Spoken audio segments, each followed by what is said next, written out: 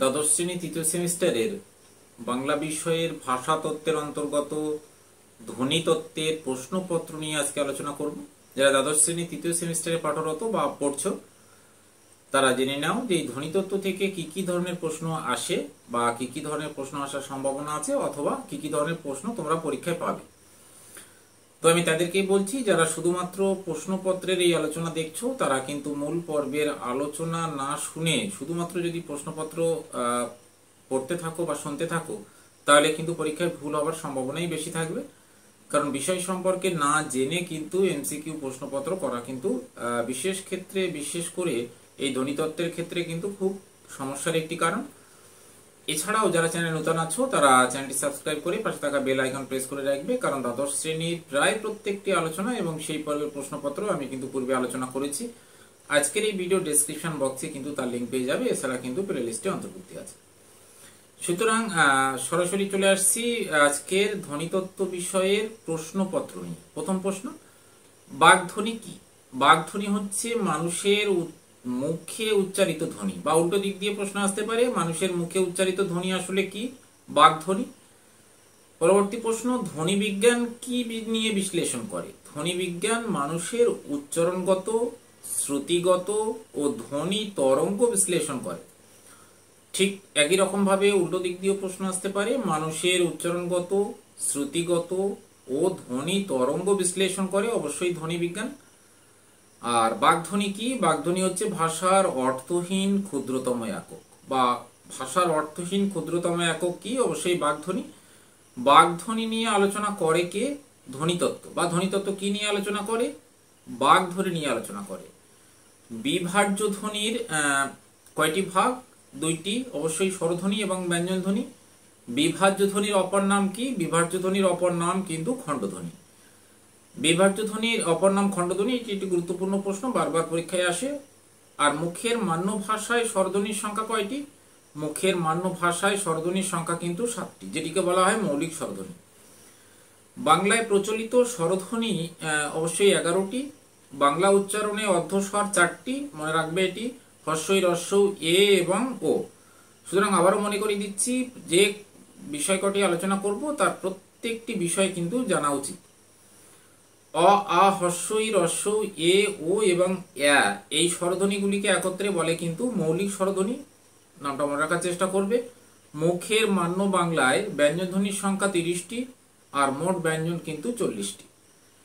আর র ধ্বনিটি কম্পিত ধ্বনি, ডয়শূন্য ড় তাড়িত ধ্বনি, ল পার্শ্বিক ধ্বনি। এছাড়া স্বরধ্বনির ক্ষেত্রে যে যে বিষয়গুলি অবশ্যই ধারণা থাকতেই হয় সেগুলো অবশ্যই প্লুতস্বর, যৌগিক স্বর, সন্ধ্যাক্ষর, আর অবশ্যই মৌলিক স্বরধ্বনি সম্পর্কে যেন একটি সম্যক ধারণা থাকে। কেমন? যে জিহ্বার ওঠানামা অনুযায়ী মৌলিক স্বরধ্বনির শ্রেণীবিভাগ একটু জেনে রাখবে। এছাড়া জিহ্বার অগ্রপশ্চাৎ অনুযায়ী মৌলিক স্বরধ্বনির শ্রেণীবিভাগ, ঠোঁটের আকৃতি অনুযায়ী মৌলিক স্বরধ্বনির শ্রেণীবিভাগ এবং ঠোঁটের উন্মুক্তি অনুযায়ী মৌলিক স্বরধ্বনির শ্রেণীবিভাগ। এছাড়াও উচ্চারণের স্থান অনুযায়ী মৌলিক স্বরধ্বনি সম্পর্কে যেন ধারণা থাকে। এবার আসবো ব্যঞ্জনধ্বনির ক্ষেত্রে।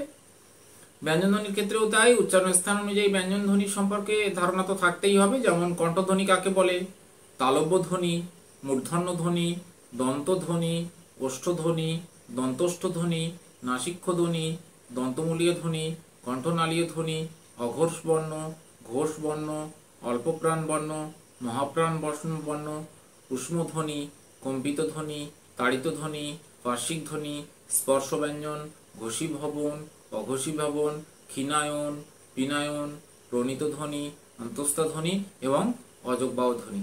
এই প্রত্যেকটি বিষয় সম্পর্কে একটু যেন সাধারণ ধারণা থাকে এবং অবশ্যই কয়েকটি করে উদাহরণ অবশ্যই মনে রাখবে। এবার আসছি পরবর্তী প্রশ্ন।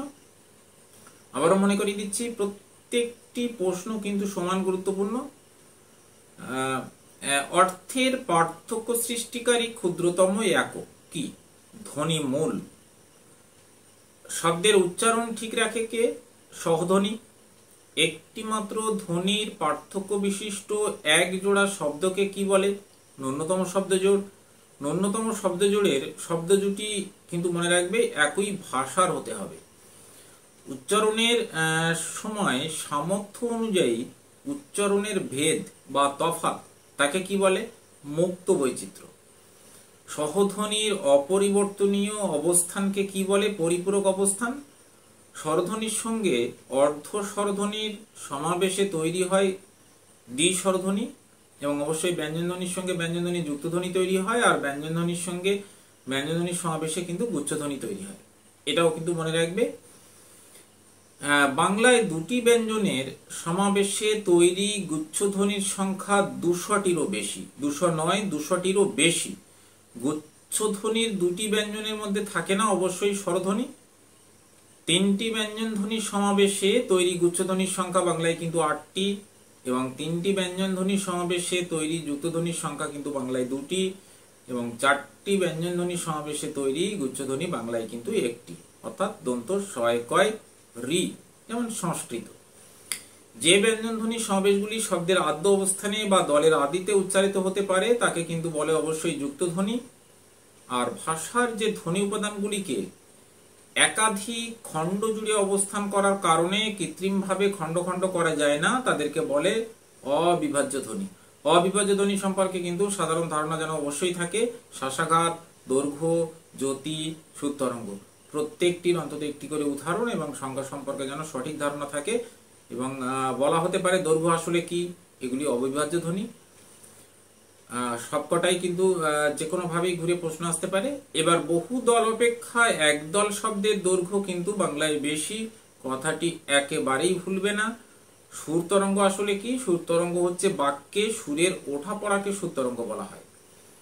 একাধিক সহধ্বনির বাস্তব উচ্চারণের আড়ালে একটি করে ধ্বনিমূল থাকে, তা কিন্তু কাল্পনিক।